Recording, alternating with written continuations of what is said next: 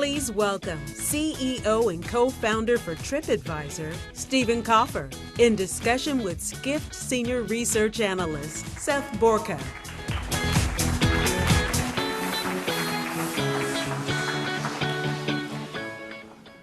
Hello, everybody.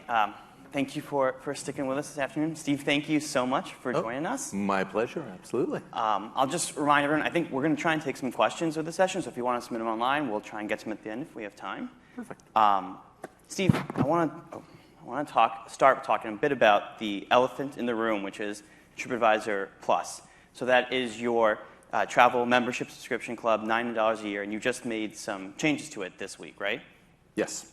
So it used to be $99 a year, and you get hotel savings, and now you're going to, instead of kind of getting the savings, you're going to sell hotels at the best available rate, and consumers are going to get funds, is what you're calling it, right? Can you tell us a little more about that?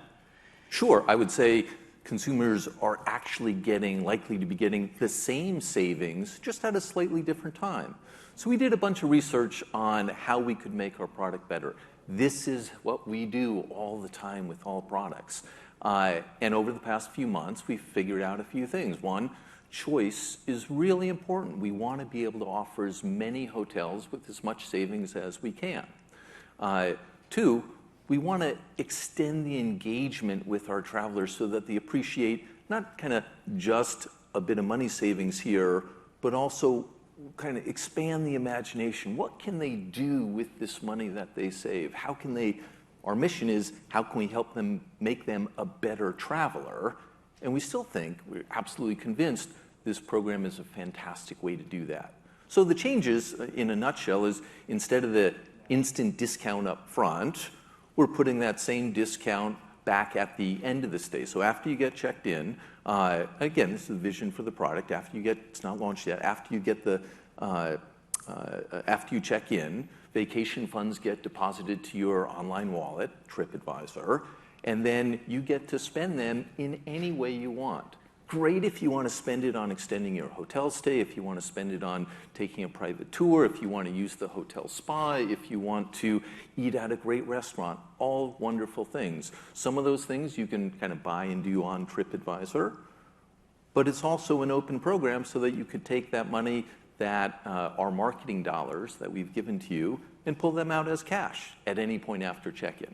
So the savings, instead of being upfront, are the same savings, but at the end, it's real money that you're going to use on this trip or your next trip. So the prior savings had been provided by, you were not charging a commission, and effectively you're taking the wholesale rates and passing them through your membership club. Now you are actually going to be charging a 15% commission as Tripadvisor, and effectively you're rebating that commission back. Yeah, it comes out of a marketing fund budget from our perspective. From the hotel's perspective, they're paying a commission to somebody, or they're discounting their room rates to that same traveler. It's like literally the same economics from the hotelier's perspective. A number of hoteliers shared with us that as a rate parity issue, offering a discount room in front of our audience was problematic for them. I can appreciate that. Our belief was that because the rate was shown behind a $99 paywall, that wasn't going to be as big of an issue, but that turned out to be like, it wasn't a problem for some. We have a ton of Marriotts and Hiltons and all these properties live on the site today in the current Plus implementation, but in order to increase the choice, increase supply for the travelers, increase that real benefit of being able to find any hotel you want to go on, you want to stay at, to be able to achieve that savings, we needed to flip the model a little bit and say, hey, the retail rates are what we're selling at, and the rebate comes at the end. The Wall Street reaction was not super positive. I think the stock was down a little bit, and I think part of that was that Wall Street was a little bit surprised at the shift in the strategy. And I think, at least I was surprised a bit, because I think the rate parity concerns had been raised from the very beginning. And so if there was always rate parity concerns, kind of what caused the change to happen now? Like, did some supplier really kind of get really loud or upset, or was there an intermediary that was going to shut you off? Like, why, rate parity has been a concern in the industry for decades, so why is this week the change? Sure. We knew rate parity, because we've been in the business a long time, is an issue. We also know that suppliers have agreements that allow them to do whatever they want when a different rate is shown behind a closed user group. So we had a closed user group aspect, very closed, not just a free membership, but a $99 paywall that would work. And it did work for a number. We announced a number of signed partnerships. We have wholesaler, like lots of things work quite well. But to be clear, we're in the travel internet space. We're moving as fast as we can. I am never going to apologize for making a shift to a better product quickly. Yeah. So yeah, we were out in beta earlier this year. We launched formally to all of our traffic in June. And now, like, we're being reasonably transparent. I think we're telling people even before we've launched it that we're moving the model forward because we have a better way to do it. We're going to be able to get more supply onto the system. We're going to be able to deliver essentially the same savings in a slightly different form. And now you're going to have a wallet on Tripadvisor that hopefully will be bringing you back to say, hey, how can I spend this? And it's totally different than the other types of reward program which are locked to the particular supplier or particular platform, and frankly, aren't worth nearly as much as what we're doing with vacation funds. Yeah. Well, I'm certainly not, asking you for an apology. I'm trying to, I guess, dig into the thought process, because you did have another option to maybe make the platform even more opaque, right? To gate the rates even further and continue with the current model. And I think one of the criticisms that I've heard is, you're right that the discount doesn't change, but the timing of the cash flows does. Americans are not known to be like the most patient people in the world, right? Like, people like instant gratification. Were you had a choice to turn off the instant gratification, maybe go more opaque? I guess I want to dig into that. Yeah, so a great question. We had some of the same issues or concerns or question marks ourselves. So what do you do as an internet company? We go do our research. We go talk to a bunch of different travelers, different walks of life, different styles, and say, hey, what do you think about this instant? What do you think about saving for a rainy day or saving for a sunny day at the next vacation? And it was a near universal reaction. Again, very early research, but near universal that said, look, I can often find discounts in lots of places. This is aspirational. This is like, I get to save to do more for my trip. I trust Tripadvisor that the money is going to be real, and it's not sort of points that I might accumulate and not know what to do with. These vacation funds, they're real dollars that you can pull out and put into your bank account at any point if you want. Great. But it turns out, and what we believe is that people will often think of that as, hey, I'm keeping that money aside so that I can either have a fantastic meal and know that my smartness in using Tripadvisor Plus is paying for this delicious dinner, or save it up for the next trip. What you were saying about kind of like points and the cash, the analogy that comes, I immediately kind of thought about like a cashback credit card or a travel credit card. It kind of starts to feel similar to that. And I have a ton of Chase points, which frankly I've been sitting on for the entire pandemic. It's a little frustrating. I guess, do you see a credit card company as your competitor now in this new space, or is it eDreams, or how does this change your competitive landscape for Plus? I don't really think of myself as having a competitor, a big competitor in the space at the moment, because all of the other programs, look, they're good programs. I am a member of probably all of these programs, and I'm accumulating little points, and they're sitting there with the balance, and sometimes I use it. Cash back on a credit card is great. I'm sure everyone gets 1%, maybe 2% cash back. I think a 15% vacation fund that you can 15% off what the cost of this hotel is going to be as a vacation fund that you can turn into cash is meaningfully different than a 2% cash back on your credit card. And by the way, you can double dip. Go charge it on that 2% cash back card, and you're all set. There's a new churning strategy for all the Flyer Talk forums out there. All right. Okay. Is this wallet like a fintech move, or is it just part of the Plus program? Part of the Plus program. Okay. Again, and it's just a piece. We announced some other side benefits, meaningful benefits to a Plus membership. But we have the vision to create an extremely affordable way for folks, everyone in the room, everyone watching, everyone around the world who can afford a $99 to save way more than that. And it's aimed at folks who are actually, who do travel more than the once a year. But of course, all comers are welcome. If you have a $2,000 trip plan and you look at this and you're going to save $250 and pay $99, it is still a no-brainer moment to buy Plus for that year. We think the renewal rates will be super high because it is so inexpensive for the savings and all the benefits we'll provide. Anything you can share on renewal rates? I got to ask. Anything good? Oh, it's too early. It's too early. We don't have anything. And any new suppliers? Maybe something that rhymes with like a Harriet or a Milton or. You see, if you think of if you have looked at the site, you will see. I did myself in New York. But those are coming from GDSs, right?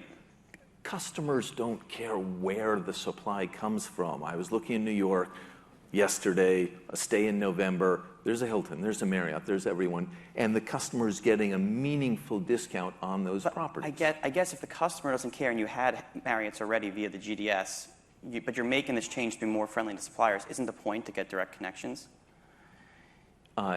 Yes, we have, through our older instant book technology, it comes back to life, and it really helps us now because we already have connectivity with about 100 different connectivity suppliers. I don't want to go too much in the weeds, okay.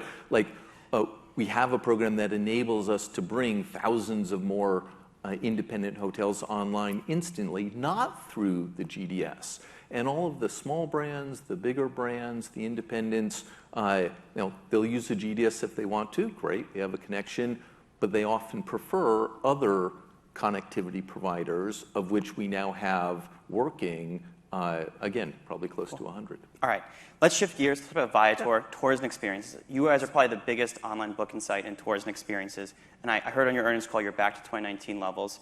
What's driving the recovery in tours and activities for you? I mean, the Viator as a standalone site, Tripadvisor experiences, the third-party business we have with Viators, it's an amazing kind of gem inside of the Tripadvisor portfolio. Not only does it power an incredibly important part of the Tripadvisor experience, as a standalone part of the business, it kind of roared back to life. It beat our own expectations. The shift, there's certainly a big shift. We used to do a lot more business, Americans going to European destinations, but as the COVID restrictions eased this past summer, May, June, July, wow, people wanted to get out and do stuff. And they said, all right, I can't go to Paris, I'm going to Miami, I'm going to Yellowstone, I'm going wherever. And Viator already has that inventory, and so we picked up a lot of that kind of pent-up travel demand. This is a business that was growing very nicely for us pre-pandemic, took a huge hit as people had to stay home, and now is kind of roared back to life, and we're excited. And I was speaking with Google yesterday. They are really constantly, just like you were iterating, they're constantly iterating in tours and activities. And I think actually you're one of their pilot partners in their advertising program. Google and tours and activities, is that exciting or is it scary? I guess it's a little of both. It depends what they choose to do. To the degree that they're sending traffic our way, because a lot of people start on Google for a lot of things. That's awesome, they're a great partner. To the degree that they want to own the entire experience of shopping for an attraction, I don't think they'll be successful at it. It's not a really easy problem. There's a ton of different dimensions. And to the degree that they're selling a commodity ticket, that's not our sweet spot as a business. That's not why people are coming to Viator or Tripadvisor. They're planning the memorable things, and that's probably not a single museum ticket. Yeah. So I want to talk about your kind of multi-pronged, multi-product strategy. We've been talking for almost 15 minutes. We've barely even mentioned hotels. How do you run a business with so many different products and how do you prioritize them all properly, I guess? It's a challenge, right? I will share that with you, certainly. When we always start with kind of what do we want consumers to be the most successful at doing on our site? They're coming to plan the trip.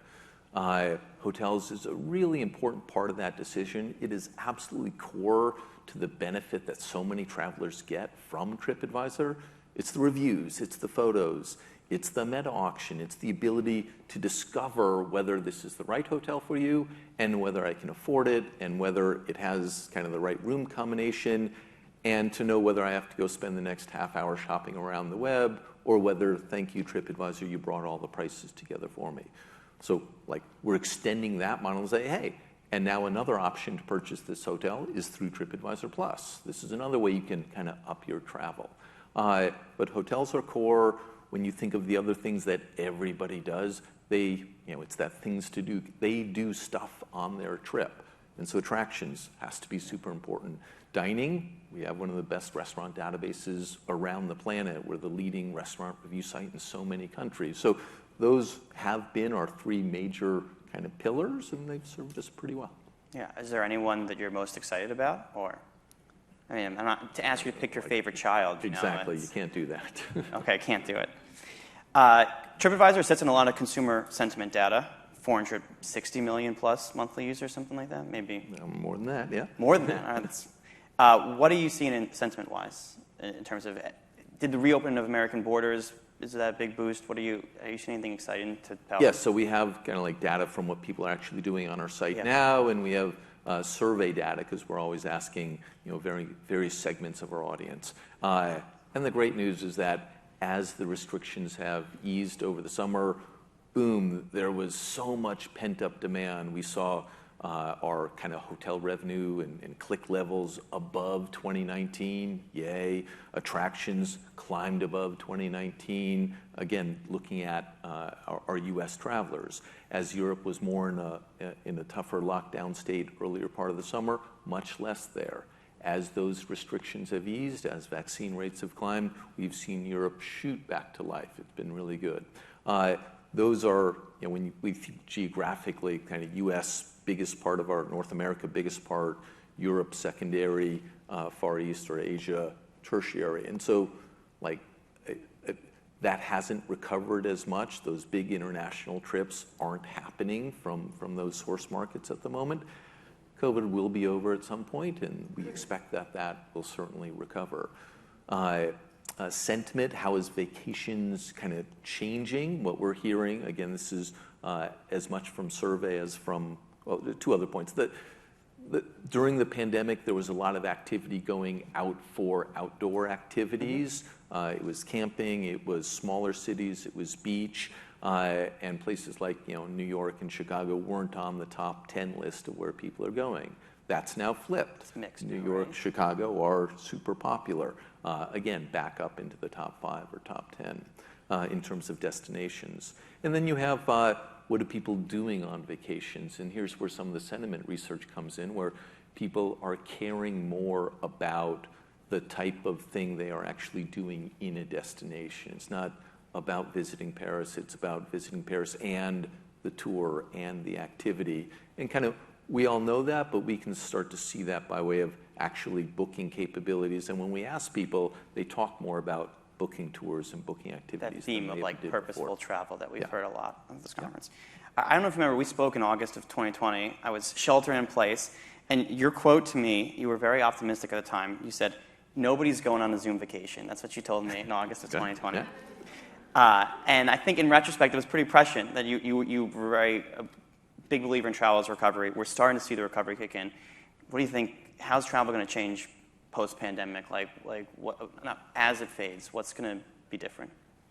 Big predictions. Clearly, people are coming back. The notion that anyone would switch over to a virtual travel experience or cooking classes by Zoom instead of travel, I think is utter baloney. I've seen the helicopter tour of the Grand Canyon on my screen 3D. It's really interesting. I now want to go do the real thing. So if anything, it will, and I believe it will, spur demand to get out there and actually do it. So hugely bullish on recovery, especially leisure travel.